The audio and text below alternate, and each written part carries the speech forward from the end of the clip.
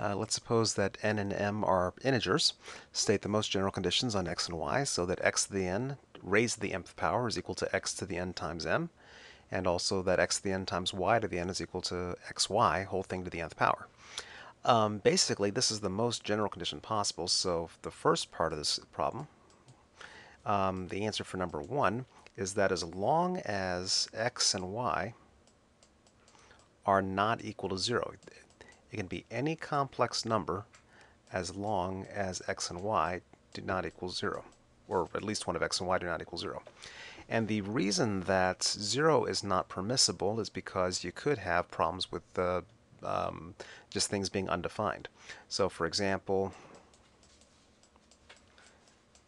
you can't have 0 to the 1 to the 0 being equal to 0 to the 1 times 0. This does not make sense because 0 to the 0 is undefined as discussed in class. Also, 0 to a negative integer is not defined. So, except for that one catch, these statements about the laws of exponents, x to the n raised to the m equals x to the n times m, and also x to the n y to the n is equal to xy whole thing to the n. Both of those are true as long as the base is not negative.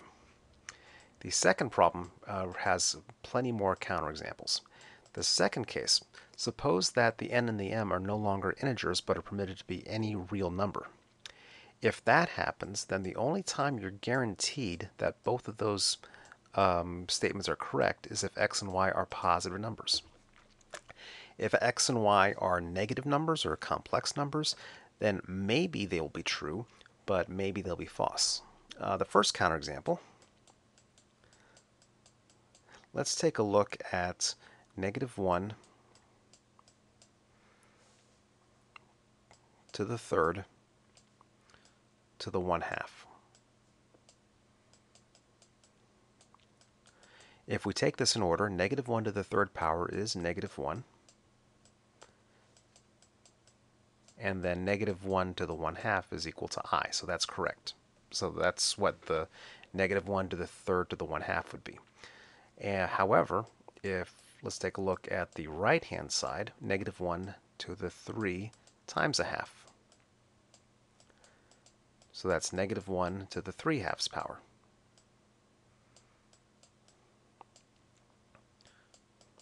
By de Moivre's theorem, this is equal to cosine of pi plus I sine pi to the 3/2. And so we get cosine of 3 pi over 2, multiplying the 3/2 times pi, plus I sine 3 pi over 2. And then evaluating the trig functions, that's equal to negative 1 plus 0i. Or sorry, 0 plus negative 1 times I. And so you'll note that, of course, these two things are not the same. So if x is equal to negative 1, and n is equal to 3, and m is equal to 1/2, then the statement here is simply false, that x to the n to the m is equal to x to the n times m. For the second set of problems, for x to the n times y to the n, let's take x to be equal to negative 4, y to be equal to negative 9, and take n to be equal to 1/2. Then on the left-hand side, x to the n times y to the n would be equal to negative 4 to the 1/2 times negative 9 to the 1/2, which is 2i times 3i, which works out to be negative 6. However, if we take x times y to the n, that's equal to negative 4 times negative 9, whole thing to the 1/2, which is 36 to the 1/2 power, which works out to be plus 6. And of course, these two are not the same. This one actually arises more often in the secondary school setting than the first, that the square root of -4 times -9 is not the same thing as the square root of -4 times the square root of -9.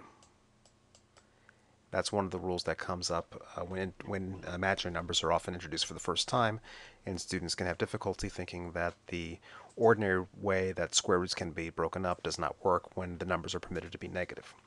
So the first one is true as long as the base is not 0.